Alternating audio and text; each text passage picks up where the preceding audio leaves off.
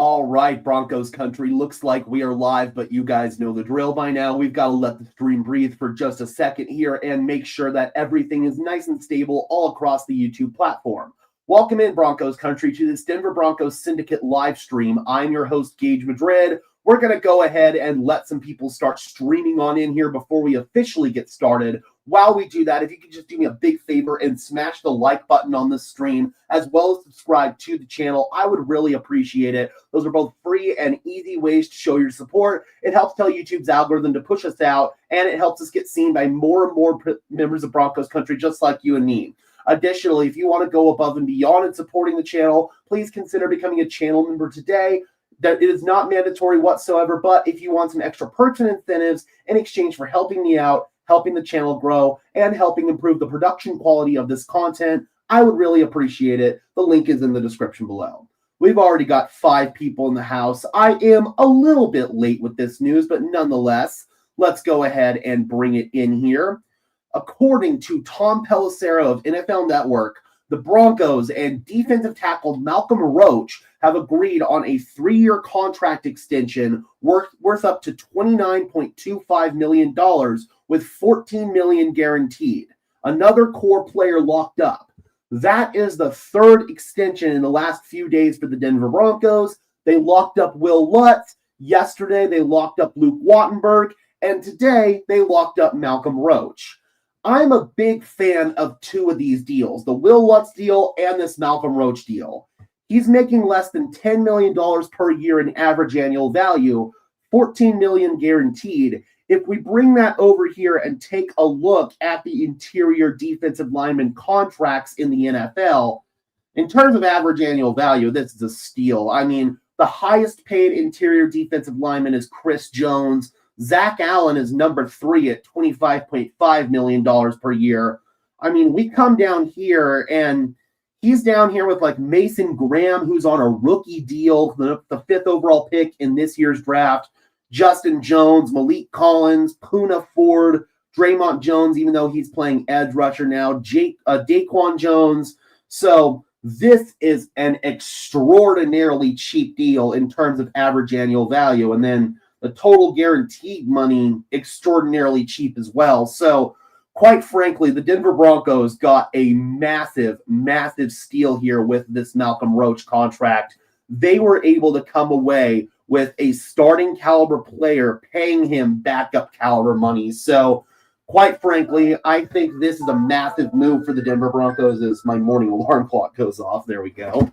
You guys don't know, I'm a late sleeper. I sleep in until about 11:15 in the morning. I don't usually go to bed until 3, sometimes 4 o'clock in the morning. Leadhead in the house saying, love Roach. Wish we could do the same with JFM, but I doubt we will. Sternod should be next. You can keep them all, and I bet you can't keep them all, and I bet JFM wants paid. I understand that. I think JFM is going to get a nice payday. That said, when you look at the Broncos' finances yet next year, especially when you consider that they're going to have the Russell Wilson deal off the books, I think that they could get this done. But they're prioritizing paying other players, and they're also prioritizing making additions in free agency. I don't necessarily agree with that. I think John Franklin Myers makes such a big impact on your defense. Losing him would be devastating. He collapses the pocket on the interior. He makes life easier for your edge rushers. He makes life easier for Zach Allen. So if it were me, I would absolutely pay John Franklin Myers. I would have paid John Franklin Myers over Luke Wattenberg. Clearly, the Denver Broncos are prioritizing other positions. I can't necessarily say I agree with that, but the Denver Broncos haven't exactly led us astray with some of the moves they've made. Only once or twice have these moves end up being mistakes for them. So I trust the Denver Broncos in terms of how they judge who they want to extend versus who they don't want to extend. Additionally, they did draft Savion Jones with the hope that he would eventually become the John Franklin Myers replacement.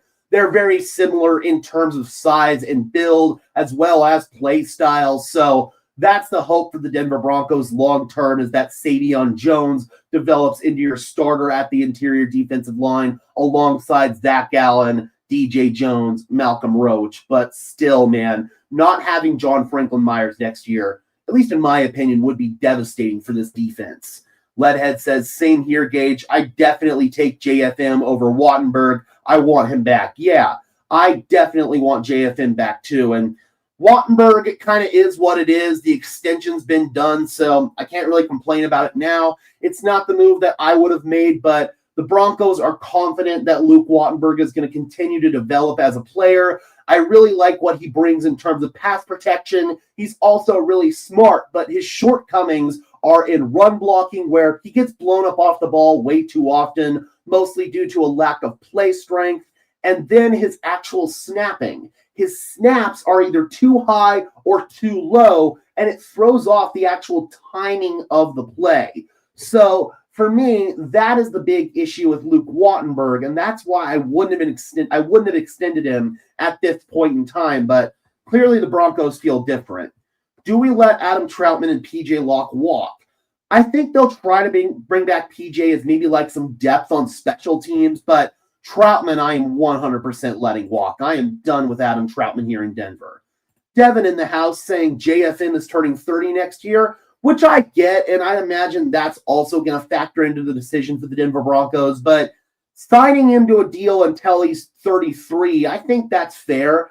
You could probably expect him to hold up that high level of production until he's 33. So I think that he's got at least one more big contract ahead of him. I don't know if the Denver Broncos are going to be the team that pays him that deal. If they do, they're going to drag this out until the very end. But realistically, Denver has been preparing for life without John Franklin Myers. And I think extending Malcolm Roach was a key part in preparing for life without John Franklin Myers. No matter what, Malcolm Roach makes a massive impact on this defensive line because he's somebody who can be both a pass rusher as well as a run defender. We saw the production on the Broncos defensive line go up dramatically. We saw the run defense improve almost overnight when Malcolm Roach made his return from that calf injury that cost him the first few games of the season. So for me, at least, Malcolm Roach was a guy that I would have prioritized getting done. I still would have gotten John Franklin Myers done over Malcolm Roach, but I'm happy for Malcolm. He brings energy, he brings juice, he brings enthusiasm to the Denver Broncos locker room. You really get to see it during training camp when you're a lot more up close and intimate with the players. You get to see Malcolm Roach chirping at the offense. You get to see him gas up his fellow defensive players whenever they make a play. So Malcolm Roach, he's a good glue guy to have in the locker room, and that's why the Denver Broncos, at least in my opinion, prioritized getting an extension done. But I'm still hoping there's plenty left on the table for guys like John Franklin Myers. Okay, what did I miss? This Malcolm Roach extension, Holy Diver. JFM 2-year extension gives Savion more time to develop. You see, in an ideal world, I would do that.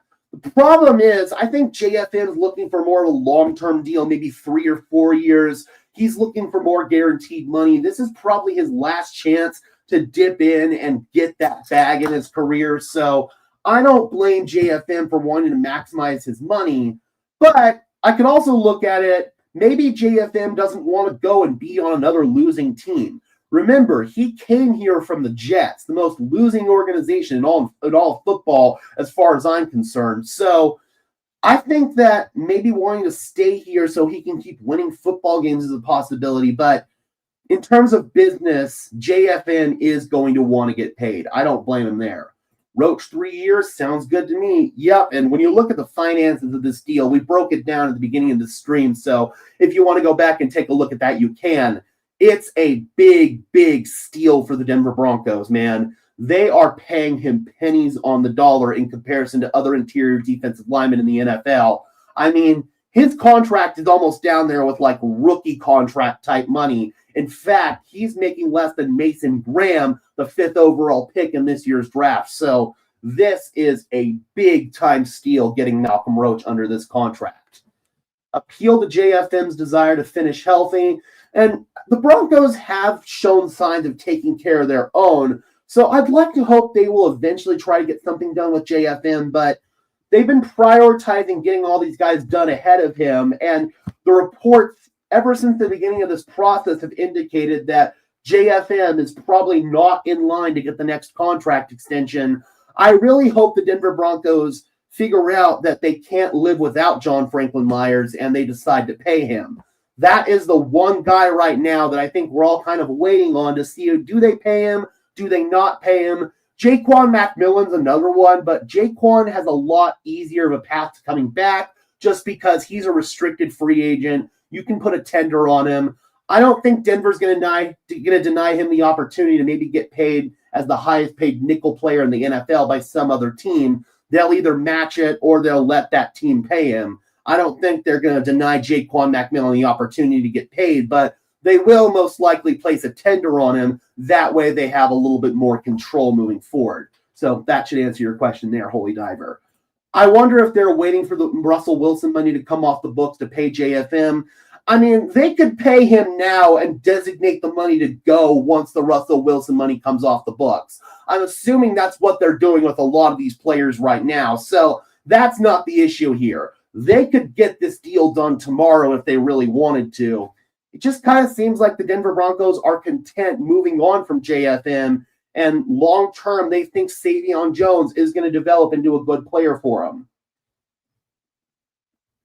Whether that's the right or the wrong move, I don't know at this point in time, but I do feel like the Denver Broncos, they are preparing for life without John Franklin Myers. What's the difference between a restricted free agent and an unrestricted free agent? So an unrestricted free agent is just that. You are free to sign with any team, anywhere, no questions asked. Your other team can't do anything about it. They could offer another deal, but ultimately it's in the player's hands. If you're if you're a restricted free agent, rather, you can have a tender put on you. So you could have a first, a second, or a third round tender put on you. And essentially, the Denver Broncos have control of you in free agency. So you can go and talk to other teams. You can go and inquire about other contracts. If another team offers you a deal, Denver has the right to match that deal. And if Denver doesn't want to match that deal and the other team signs, Denver can get a draft pick in return. So that's kind of how restricted free agency and unrestricted free agency works. Essentially, like Fett says here, Denver reserves the right to match any deal that another team offers a restricted free agent. So Jaquan McMillan, the Denver Broncos have a little bit more control over him because he's a restricted free agent. It may also be JFM wanting too much money that's the issue. That's very possible as well. And I don't blame JFM because on the open market, he's probably going to get paid a pretty significant chunk of cash. So I don't blame JFM for wanting to get the best possible offer out there. Like I said, this is probably his last chance to dip into that bag and get that big contract. So if the Denver Broncos think that he's got a better opportunity to get paid elsewhere, they're going to let him walk. They're going to do right by the player in that regard.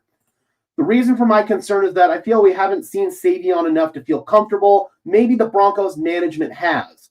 Well, generally, the Broncos don't play a lot of rookies, right? They haven't played a lot of rookies during the Sean Payton era. Riley Moss, he barely saw playing time in year one. Then he became a starter in year two. So that's kind of the hope here, I would imagine, for a guy like Savion Jones, is that maybe he sits back, learns this year. It's almost like a redshirt year for him. He gets to learn behind John Franklin Myers, Malcolm Roach, DJ Jones, Zach Allen, and then they hand the keys over to him next year after he's had a year of development on the bench. I could see that. I think that's very possible. I do believe that the Denver Broncos like Savion Jones, and long-term, they envision him as the replacement for John Franklin Myers.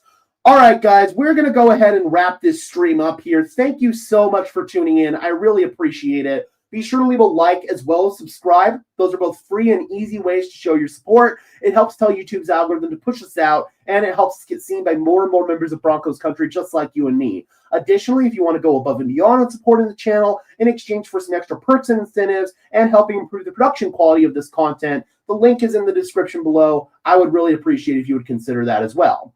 All right, guys, and until next time, I'm your host, Gage Madrid, saying peace out. Thank you, Mark. Appreciate it.